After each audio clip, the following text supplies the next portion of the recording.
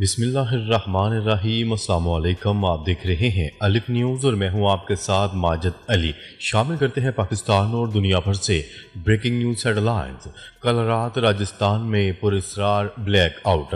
ناظرین، کل رات بھارت کے شہر جودھ پور سمیت پورے راجستھان میں اچانک مکمل بلیک آؤٹ کیا گیا، جس پر بھارتی میڈیا نے فوری طور پر پاکستان پر ڈرون حملوں کا بھی الزام لگایا۔ آسمان پر پرواز کرتے ڈرونز کو دیکھ کر بھارتی عوام میں خوف و ہراس پھیلایا گیا اور سیکیورٹی فورسز کو ہائی الرٹ کر دیا گیا۔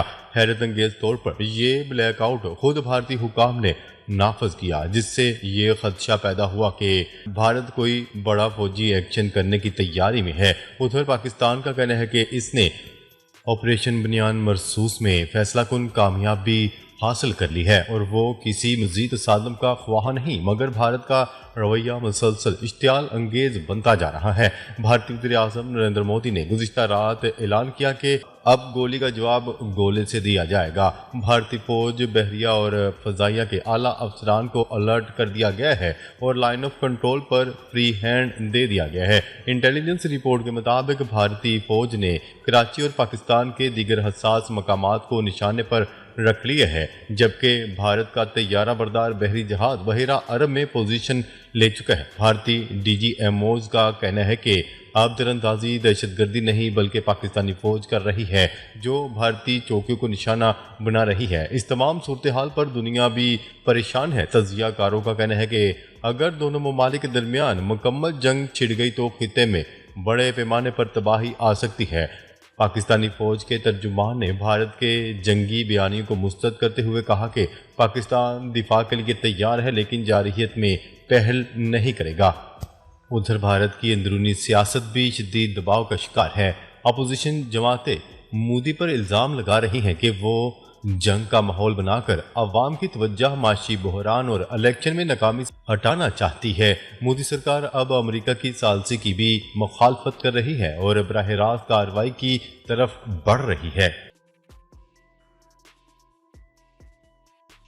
خبر کے اگلے حصے میں بات کرتے ہیں۔ بھارت نے اپنی ہی شکست کا اعتراف کر لیا۔ بھارت نے اندرونی سطح پر اپنی شکست کا اعتراف کر لیا۔ بھارتی میڈیا، عوام اور یہاں تک کہ ان کے فوجی قیادت بھی الجھن کا شکار نظر آئے۔ خود بھارتی افسران تسلیم کر رہے ہیں کہ مودی، بی جے پی اور ان کی فوج شدید تنقید کا سامنا ہے۔ گزشتہ رات دونوں ممالک کی طرف سے پریس کانفرنس کی گئی۔ پاکستان کی تینوں مسلح افواج کے افسران نے ایک مشترکہ اور باوقار پریس کانفرنس کی، جبکہ بھارت نے پہلی بار اس انداز کو کاپی کیا۔ لیکن جب ان سے پوچھا گیا کہ پاکستان نے جو 5 جہاز گرائے ہیں ان کی تصدیق یا تردید کریں تو جواب آیا، جنگ میں نقصانات ہوتے رہتے ہیں، گویا وہ سچ بولنے سے قاصر تھے۔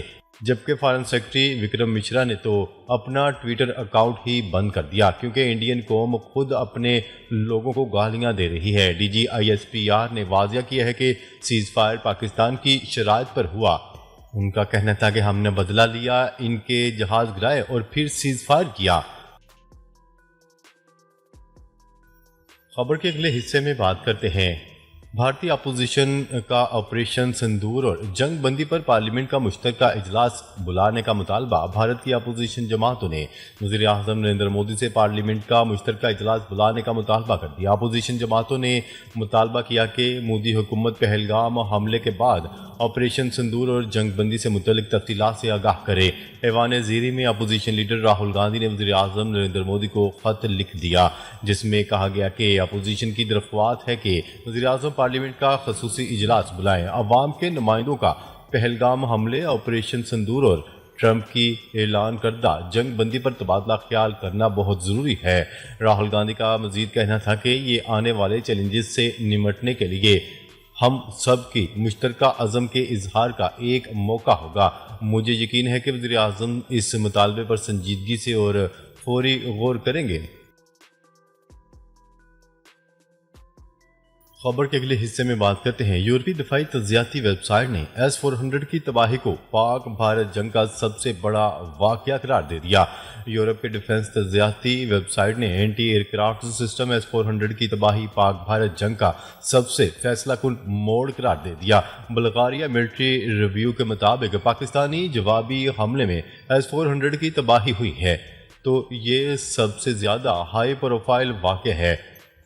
آدم پور بیس شمالی بھارت کا مرکزی بیس سخوئی اسکواڈرن مرکز اور سرحد سے 100 کلومیٹر دور ہے۔ ڈیفنس تجزیاتی ویب سائٹ میں کہا گیا ہے کہ انتہائی اہم ایئر بیسز پر روسی سسٹم کی تباہی سے بھارتی دفاع کمزور پڑ گیا۔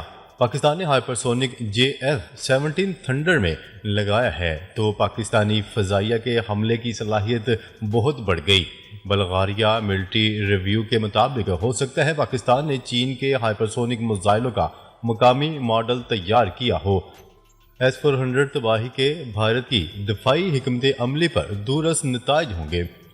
ملٹری ریویو میں کہا گیا ہے کہ یہ علامتی پیغام بھی گیا کہ پاکستان بھارت کے بہت اندر جا کر حملہ کرنے کی صلاحیت رکھتا ہے۔ S-400 سیچوریشن حملوں یا ریڈار کمانڈ پر حملہ کیے جانے پر کمزور پڑ جاتا ہے۔ خبر کے اگلے حصے میں بات کرتے ہیں کوئی بھارتی پائلٹ ہماری تحویل میں نہیں، DGISPR۔ پاک فوج کے ترجمان لیفٹیننٹ جنرل احمد شریف چودھری نے کہا ہے کہ کوئی بھارتی پائلٹ ہماری تحویل میں نہیں۔ گزشتہ دنوں بھارت نے پاکستان کے خلاف جارحیت کی جس کا مسلح افواج نے منہ توڑ جواب دیا اور 3 رافیل لڑاکا طیاروں سمیت 5 جنگی جہاز گرائے اور گزشتہ رات میں آپریشن بنیان مرصوص لانچ کیا۔ پاکستان کے تباہ کن جواب میں بھارتی دفاعی نظام نیست و نابود ہو گیا اور دشمن فوج نے نقصان کا اعتراف کر لیا۔ سوشل میڈیا پر خبریں گرم تھی کہ پاکستان نے آپریشن بنیان مرصوص کے دوران ایک بھارتی پائلٹ کو گرفتار کیا، تاہم اب ترجمان پاک فوج نے تردید کر دی۔ لیفٹیننٹ جنرل احمد شریف چودھری نے بتایا کہ کوئی بھارتی پائلٹ ہماری تحویل میں نہیں۔